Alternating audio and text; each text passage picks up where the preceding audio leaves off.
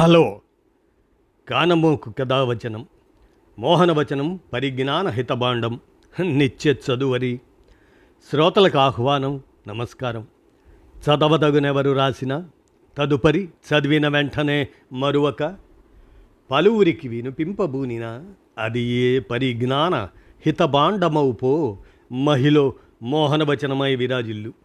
పరిజ్ఞాన హితబాండం లక్ష్యం ప్రతివారీ సమాచార హక్కు. ఆ స్ఫూర్తితోనే ఇప్పుడు ప్రముఖుల జీవిత విశేషాలు శీర్షికన రిత్విక్ ఘటక్ శత జయంతి ఈ స్మృతి రచనను మెర్సీ మార్గరెట్ అందజేయగా మన కానమోకు కథావచన శ్రోతలకు ప్రముఖుల జీవిత విశేషాలు శీర్షికన వినిపిస్తాను. ఇక వినండి. రిత్విక్ ఘటక్ శత జయంతి. ఇక వినండి. Celebrating 100 years of Ritvik Ghatak, revolutionary filmmaker, visionary artist and committed Marxist. His work continues to burn bright, unsettling and inspiring in equal measures. Celebrating 100 years of Ritvik Ghatak, November 4th, 1925, he born and died 6th February 1976.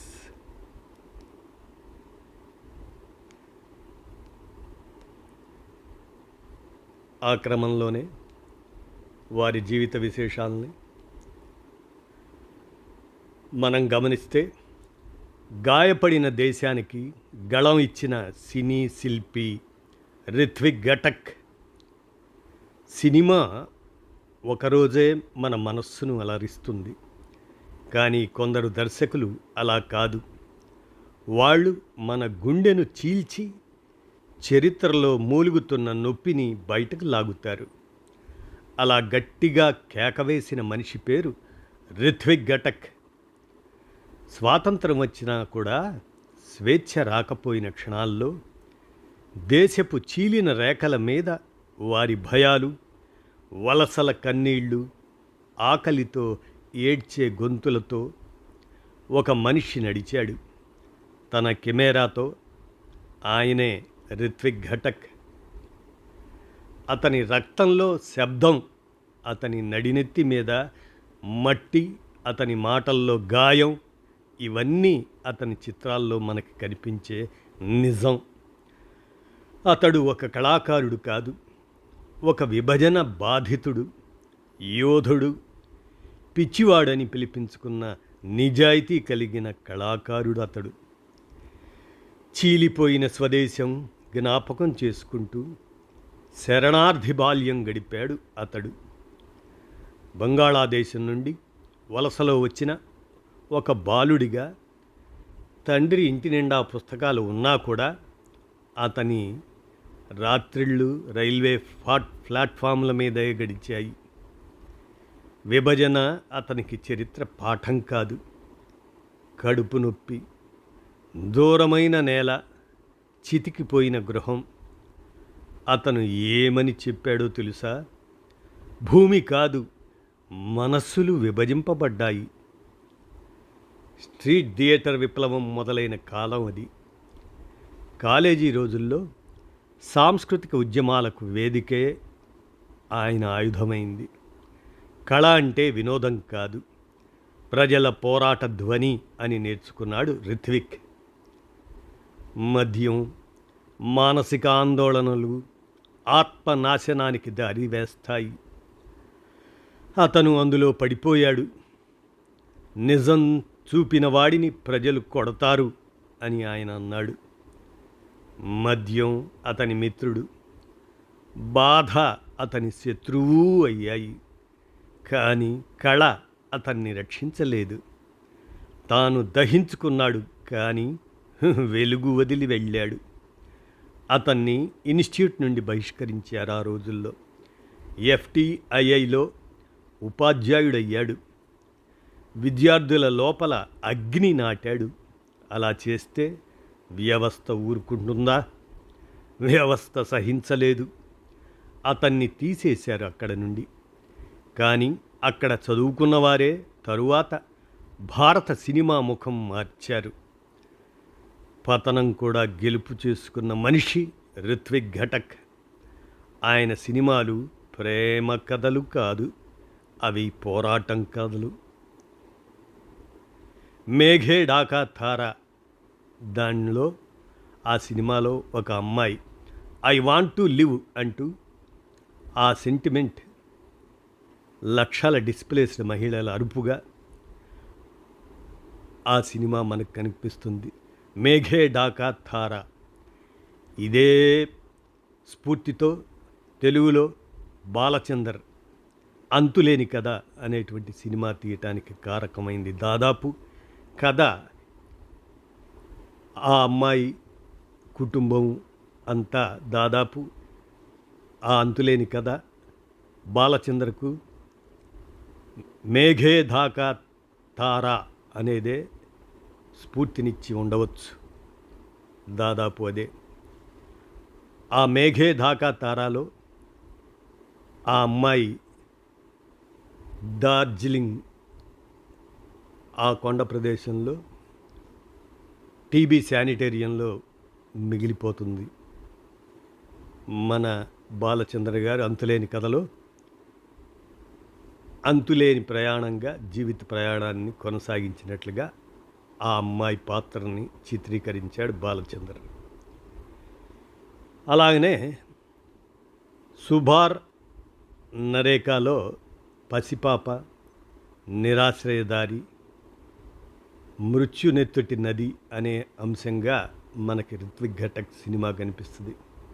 ఇక కోమల్ గాంధార్లో సంగీతం కాదు, ముక్కలైపోయిన జాతీయతకు ఆలాపన చూపించాడు రిత్విక్. ఘటక్ సినిమాలు చూస్తే cinema కాదు, దేశం ఏడుస్తుంది అనిపిస్తుంది. ఘటక్ మార్ఫింగ్ ఇమేజెస్తో ఆడలేదు, హృదయాలతో ఆడాడు. ఆయన చెప్పదలుచుకున్నది సినిమా ఒక విప్లవం అవ్వాలి అనేది. ఆయన కళకు 3 ముఖాలు. జాతి విభజన గాయం అనేది అలాగనే అతని రక్తంలోనే ఉంది. పేదవాడి కథ, మధ్యతరగతి నైతిక భ్రాంతుల్ని ఛేదించాడు రిత్విక్. సాంస్కృతిక మూలాలు ఉన్న జానపదం, పాట, శ్లోకం, వీణ కేక ఇవన్నీ రిత్విక్ భాష. రిత్విక్ ఘటక్కి కళ అంటే ఒక పగిలిన అద్దంలో మనల్ని చూడటం, అందులో మన బలహీనతలు, మన దాహం కూడా కనిపిస్తాయి అంటాడు రిత్విక్ ఘటక్. ఈరోజు ప్రపంచం మరో విభజన దశలో ఉంది. మతం, సరిహద్దు, భాష, శక్తి, సోషల్ మీడియా, ద్వేషం, ఈ కాలం అన్నీ చెబుతుంది. ఘటక్ ఇప్పుడు కాలంలో మళ్ళీ కావాలి, ఆయన అవసరం. భావోద్వేగాన్ని రాజకీయంగా చదివిన దర్శకుడు ఆయన. బాధను అందంగా చూపించని కళాకారుడు. సత్యం చెప్పడం కోసం తనను తాను ధ్వంసం చేసుకున్న సున్నితమైన మనిషి రిత్విక్ ఘటక్. నేటి సినిమాలో చాలా చోట్ల ఫార్ములా ఫ్రాంచైజ్ ఫ్యాంటసీలు గెలుస్తున్నాయి. కళ బాధను మోసే బాధ్యత కూడా ఉంది అని నొక్కి చెప్తాడు రిత్విక్ ఘటక్. కళ అంటే ప్రజల కన్నీరు. మన రచన రక్తంతో సంబంధం ఉండాలి. విభజన మనస్సులో మొదలవుతుంది ప్రేమ. కరుణ, రాజకీయ చర్యలు బాధను చూడాలి, తప్పించుకోవటం కాదు. ఎదురు చూసే ధైర్యం మూలాల్లోకి తిరగాలి. సంస్కృతి మట్టిలోనే శ్వాస ఉంటుంది అని గట్టిగా నమ్మినవాడు రిత్విక్ ఘటక్. అతను జీవితం గురించి కాదు, మానవత్వం పక్షాన నిలబడే యుద్ధం గురించి తీశాడు సినిమాలు. ఈ కాలంలో ఎందుకు రిత్విక్ ఘటక్ లాంటి వాళ్ళ అవసరం చాలా ఉంది అంటున్నామంటే, నాటి గాయం నేటి ప్రతిధ్వని కాబట్టి. విభజన, మతం, జనగణమన భేదాలు, వలసలు, కార్మికుల కూలీ ప్రయాణాలు కోవిడ్ కాలంలో గమనించాం. వాటిని విని ఆలోచించే అవగాహన, డిజిటల్ శబ్దం, ట్రోలింగ్ సమాజ న్యాయం, వాటి ఆవశ్యకత, ప్రస్తుత అసమానతలు, నిరుద్యోగం, బహిష్కరణ, ఇవన్నీ మనల్ని వెంటాడుతున్నాయి నీడల. కాబట్టే ఘటక్ అవసరం. ఘటక్ చెప్తాడు, సమాజం బాగుంది అనుకునే రోజే ప్రమాదం మొదలవుతుంది అని. కళాకారులు భయం లేని భాష, మానవతా హృదయం, విప్లవ దృష్టి కలిగి ఉండాలని రుత్విక్ ఘటక్ అంటాడు. కళాకారులు భయం లేని భాష, మానవతా హృదయం, విప్లవ దృష్టి కలిగి ఉండాలి అని నొక్కి చెప్పాడు.